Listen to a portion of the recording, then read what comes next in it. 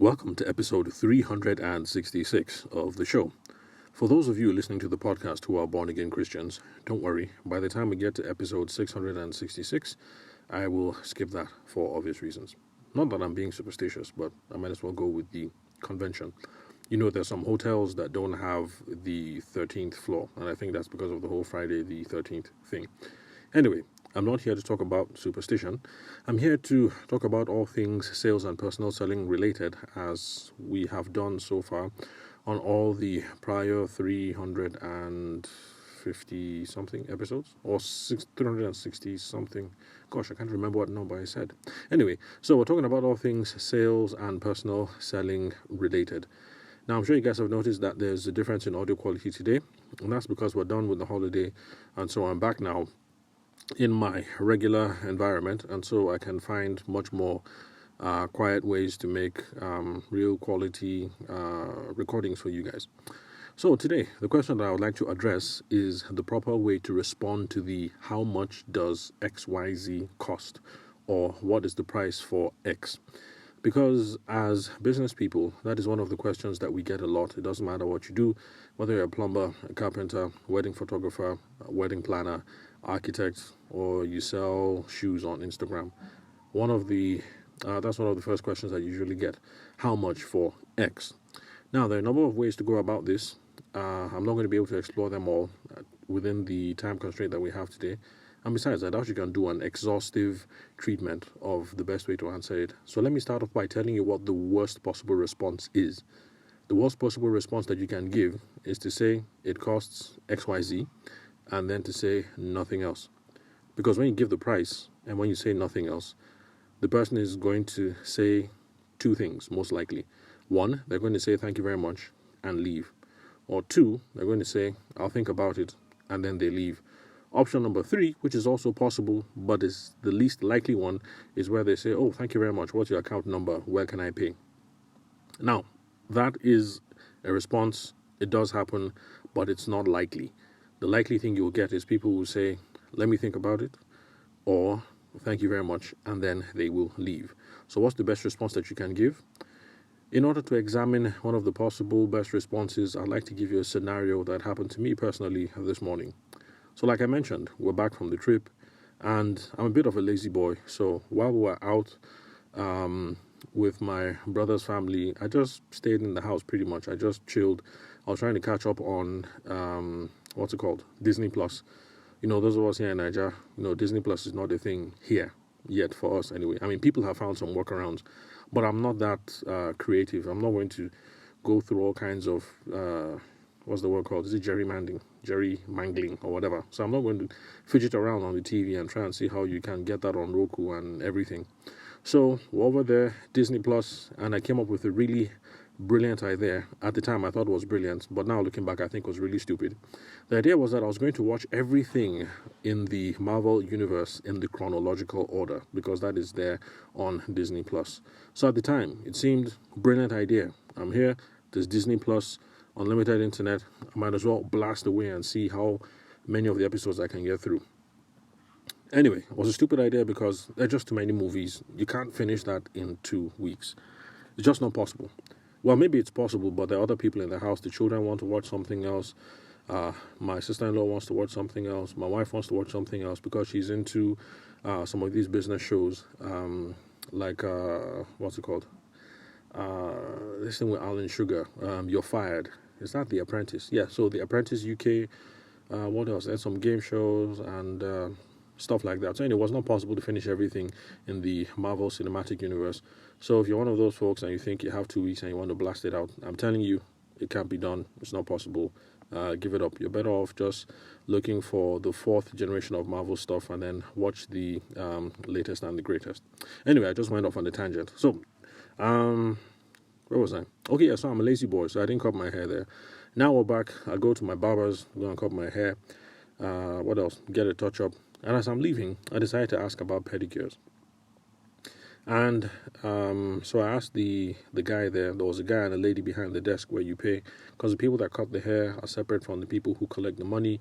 And then they made some new extensions, so they also do pedicures there. So I asked about the pedicures, and then the guy, there was a guy and there was a girl behind the desk. So the guy responded, it costs XYZ. And then the lady said, oh, and we also do facials.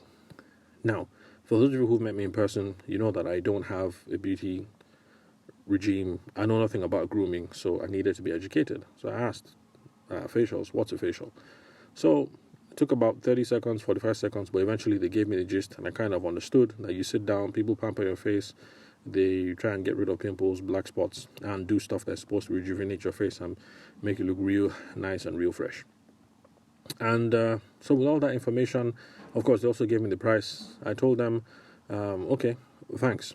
And I was about to leave. The guy asked a really, really, really impressive question. He asked, when are we going to see you? And I said, I'll think about it. And then I left. Now, how did they perform? In my own opinion, they deserve top marks, because even though they didn't handle this conversation the best way possible, they did something that is better than, I would say, 80% of us listening to this podcast today. Because most of us listening to the podcast today, when we're asked the question, how much for wedding photography services, you just say $350. Or you say package A, $350, package B, $450, package C, $650, or whatever. And the same with wedding planning or house cleaning services or whatever business you run. You just say the price and then you keep quiet. In this case, they not only said the price, they tried to make an upsell. They said, Oga, we not only do pedicures, we do facials as well. This is what a facial is. This is how much a facial will cost. If you're going to do 2 of them together, this is the discount you're going to get. They tried to make an upsell. So that's why I'm giving them plus marks. And then the fellow also asked, so bros, when are we seeing you? They were trying to get a commitment, trying to get a date on the calendar. They were trying to get some sort of promise that I was going to be back. They were trying to get me to take a decision on something. And that's another reason why I'm going to give them extra plus marks, because most of us will just give the price and keep quiet.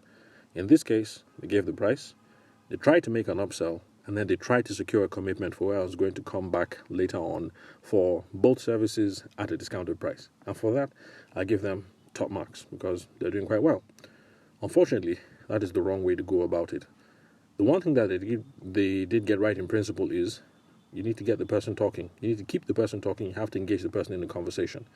Because if somebody is just going to be yes, no, okay, I'll think about it, and the person walks off, then of course there's no opportunity for you to move the deal forward. But if you have the person and your guys are in a conversation, well, then you're making progress. And so, in principle, that's a good thing that they got, that they had to keep me there, engaging me in conversation. Now, if you're going to engage someone in a conversation, what is the right thing to say? That's what most of you will be thinking. But rather, the thing is not supposed to be what is the right thing to say, but rather, what is the right question to ask? Because that is how we move relationships along in a business context, by asking questions. Because those of us who are business people, what we're trying to do is to solve a problem, or we're with someone who has a need and a vision, and we're trying to help them achieve that vision. We have to first discover what the problem is or what the vision is, and it's only then that we can make a proposal, that we can make an assertion that why don't you take the facial as well, and and then that will solve the problem. So rather than thinking about what is to say, think about the questions to ask. Now, the right kind of questions that you would have asked in this situation, either the guy or the girl, should have been the why questions around what I am there for. It should have been based around the why questions, my motives and my needs. That would have given them all the data, all the information that they will need to move the sale forward.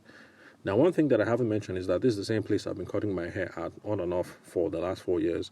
So both my sons go there. They also know my wife. So if they had asked, like, Oga, normally you just come, you cut your hair, but now you're asking about facials and, what's the other one? Facials and pedicure. Why? It would have been an easy conversation, because the honest reason is my wife complains that my feet are ugly and ashy. My sons also complain that my feet are ugly and ashy. Over this holiday, my sister-in-law complained that my feet are ugly and ashy. And also, my nieces also complained that my feet were ugly and ashy. My mom has complained that my feet look funny. So I think overall, the consensus in my household, in my family, is that I have ugly, ashy feet. And so that's the reason why, having gone for over 40 years without doing a pedicure. I'm finally asking about pedicures right now. Now, like I said, I've been going there for about 4 years. Everybody knows my family, so that would have been an easy conversation. And then the ploy, the way that they would have slid into the conversation now would have been, oh, okay, no problem now. You can just come, let's hook you up. It's not expensive. Like I told you, it's this amount. If you take the facial too, it's going to be a discount of so. Just come and do this thing now. You know, when you do it, you'll be looking fresh. You'll be looking like a fine boy. You know that madam would appreciate you. Okay, sure you understand. Eh? So let's just do this thing now. In fact, it will only take like 30 minutes for us to just do this thing. We'll do this thing sharply. Okay, well, you're busy now. And you can come back tomorrow now. Let's sort you out after you drop the children at school. You know, that sort of thing. So that would have been the ploy that they would have used to now carry the conversation forward, because they have gotten some extra information about what my motives are and what my needs are. And it's when you get this extra data that you can make an effective sales presentation. If someone comes to ask for a pedicure, it is not an effective presentation to now start talking about facials and then try to offer a discount. It's a really good move because most people will not do that. So if you do that, you're going to make more profit than your neighbor, that's for sure. But it's not the best thing to do. The best thing to do is to figure out the motive. When the person gives you the motive and the reason, you cannot make that a part of your presentation. And in this case, part of the present, you would now be able to say like, so it's your babe that is complaining, or is madam that is complaining.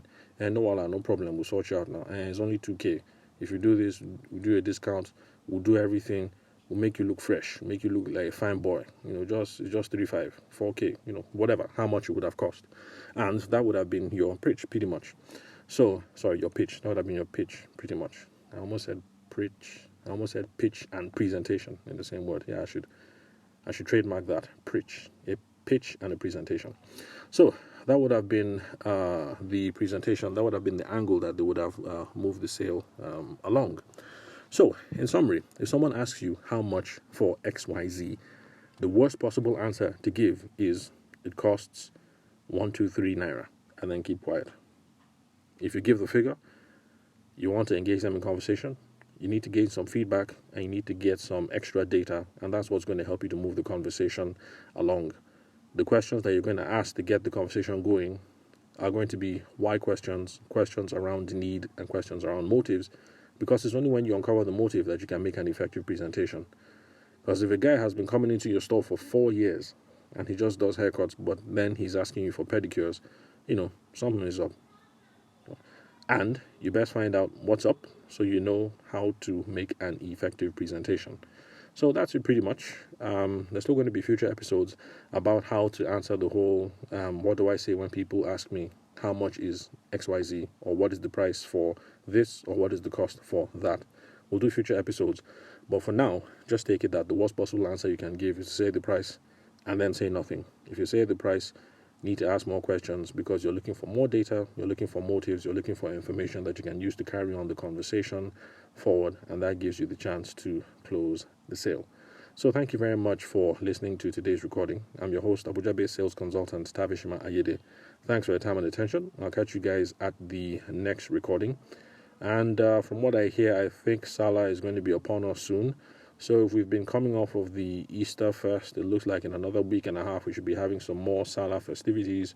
So so happy holidays to those of us here in Nigeria. So it's back-to-back holidays. So much flexing, much enjoyment. So I'll catch you guys at the next recording.